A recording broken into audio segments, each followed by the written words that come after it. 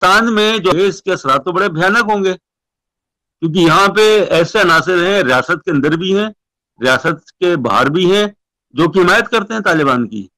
جو کہ کہتے ہیں کہ بالکل صحیح ہے، ان کو افغانستان میں جو ہے وہ ایک اسلامی امارات افغانستان قائم کرنی ہے،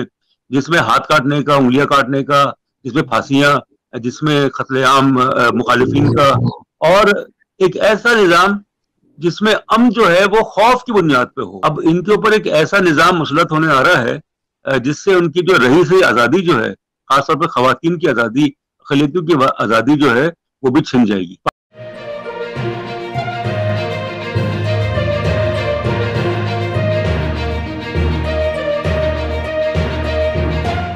معصوم بچے ہیں، جو خواتین ہیں، دا فال آف کابل، اور یہ سوشل میک اپ کس طرح کا ڈرا ہوگا افغانستان کے اندر سر؟ وہاں پہ خاص طور پہ جو خواتین ہیں وہ کتنی محفوظ اپنے آپ کو تصور کریں گی، اور اس کے علاوہ جو طالبان کا جو مائنڈ سیٹ ہے، جو ذہن ہے، میں اس بات سے اتفاق نہیں کرتا کہ جو آپ نے کوٹ کیا ہے ان صاحب کو، سہیل جو بھی ہیں، سہیل شاہین ہے یا کون ہے، کہ اب ہم ذرا مختلف ہوں گے، ہم نے سبق سیکھ لیا ہے، وی ہیو لرنڈ لیسنس، اور اس دفعہ ہمارا رویہ جو ہے وہ بہتر ہوگا، ویل بی مور فلیکسیبل۔ ایسی بات نہیں ہے، کیونکہ جو ان کی قیادت ہے طالبان کی، اور اس کے علاوہ جو فٹ سولجرز ہیں طالبان کے، ان کی جو ذہنی مطابقت ہے، جو مائنڈ سیٹ ہے، وہ ایک ہی ہے، اور وہ یہ ہے کہ اپنا جو نظریہ ہے، جو مذہب کا نظریہ ہے، جو شریعہ کا نظریہ ہے ان کا، اس کو افغانستان کے عوام پہ مسلط کیا جائے۔ جو صورتحال ہے افغانستان کی، وہاں پہ انہوں نے خواتین کو پابند کر دیا کہ وہ کام پہ نہیں جائیں گی، انہوں نے لڑکیوں کے اسکول بند کر دیے، کالجز بند کر دیے، تو یہ چیز تو انہوں نے پہلے بھی کی تھی۔ 5 سال جو ان کی حکومت رہی ہے 96 سے لے کے 2001 تک، تو وہ تو ایک بہت ہی بروٹل ریپریسو قسم کا نظام تھا، اور اس میں نہ صرف خواتین بلکہ جو اقلیتیں تھیں ان کے خلاف بھی انہوں نے بہت سارے اقدامات اٹھائے تھے، اور اس سے جو ہندو اور جو سکھ برادری تھی افغانستان کی، اس کا تقریباً صفایا ہو گیا تھا، انخلا ہو گیا تھا افغانستان سے۔ اور پھر جو شیعہ جو وہ ہے جو اقلیتیں ہیں وہ، اور اس کے علاوہ اسماعیلی اور پتہ نہیں کون، سب کے خلاف انہوں نے بہت ہی کہنا چاہیے کہ پرتشدد قسم کے اقدامات کیے تھے،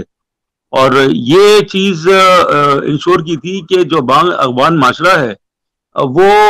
ان کے نظریے کے مطابق چلے گا۔ اور وہ نظریہ ہے کیا؟ وہ انتہائی خدامت پسند، جس کو ہم کہتے ہیں کہ ایک 2021 میں ہم رہ رہے ہیں، ان کا جو نظریہ ہے وہ ہے میڈیول ایرا کا۔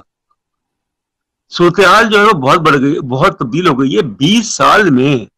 جو افغان عوام کو، میں کوئی حمایت نہیں کر رہا جو وہاں پہ امریکہ نے کیا یا نیٹو نے کیا، جو باقی جو بیرونی طاقتیں انہوں نے کیا افغانستان میں، مگر سوال یہ ہے کہ 20 سال میں افغانستان میں عوام کو تھوڑی بہت آزادی ملی، خاص طور پہ خواتین کو، تو وہ آزادی ان کی چھننے والی ہے۔ مجھے نہیں لگتا کہ افغانستان کی خواتین جو ہیں وہ اتنی زیادہ خود مختار ہوں گی، اتنی زیادہ آزاد ہوں گی کہ وہ اپنی مرضی کے مطابق زندگی گزار سکے۔ تو ایک تو یہ تبدیلی آئے گی۔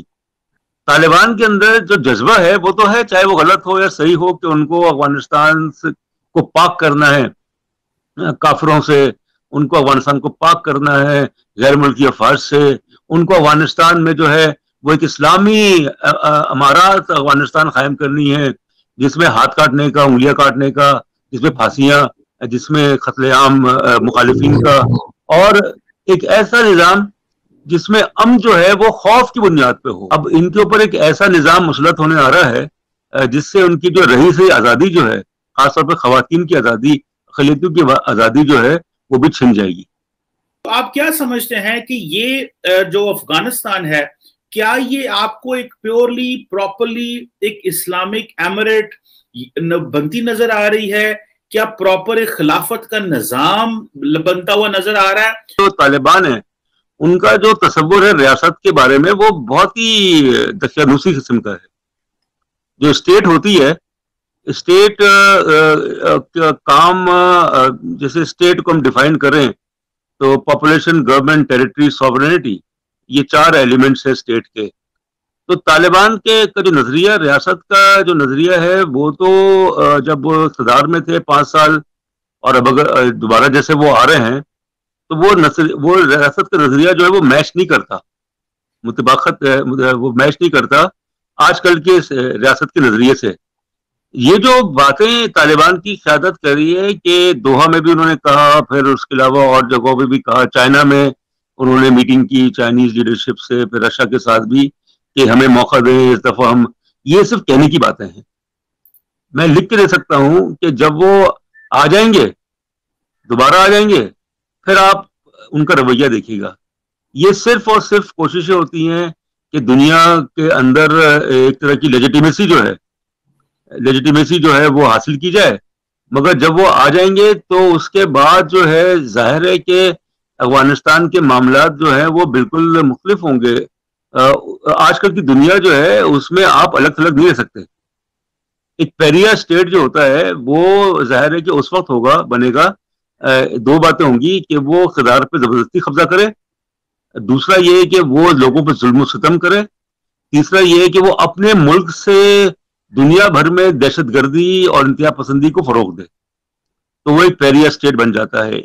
ایک ناپسندیدہ ریاست جو ہے وہ بن جاتی ہے، جو کہ افغانستان تھی. مجھے یہ لگ رہا ہے کہ یو این سیکورٹی کاؤنسل جس کی قیادت جو ہے، صدر کی قیادت جو ہے، صدارت جو ہے وہ بھارت کے پاس ہے، اسی مہینے وہ ایک ہو سکتا ہے کوئی ریزولوشن پاس کرے. وہ یہ کوشش کر رہے ہیں کہ اس ریزولوشن کو چین یا روس ویٹو نہیں کریں، اور وہ ریزولوشن یہ ہوگا،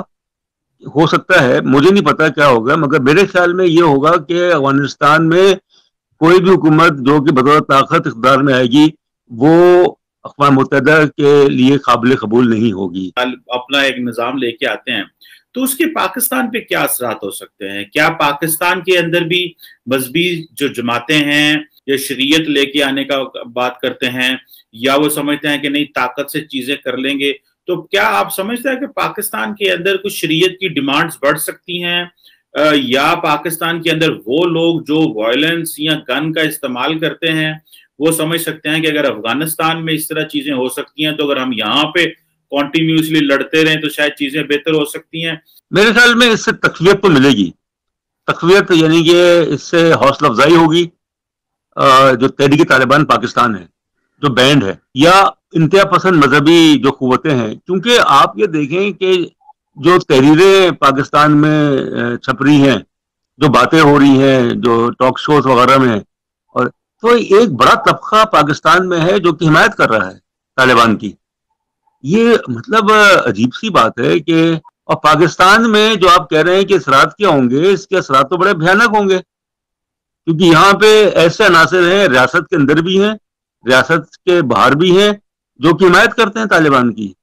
جو کہ کہتے ہیں کہ بالکل صحیح ہے، یہ ایک اسلامی نظام ہونا چاہیے. اور آپ دیکھ لیجیے گا کہ اگر یہ آ جاتے ہیں اقتدار میں تو یہ پہلا کام یہ کریں گے کہ وہ تمام علاقے، چاہے وہ چچنیا کا ہو، چاہے وہ سنکیانگ کا ہو، چاہے وسط ایشیا کے ممالک ہوں یا اور جگہوں پہ، وہاں پہ جو عناصر ہیں جو کہ ان کے حکومتوں کے خلاف ہیں، ان کی وہ حمایت کریں گے.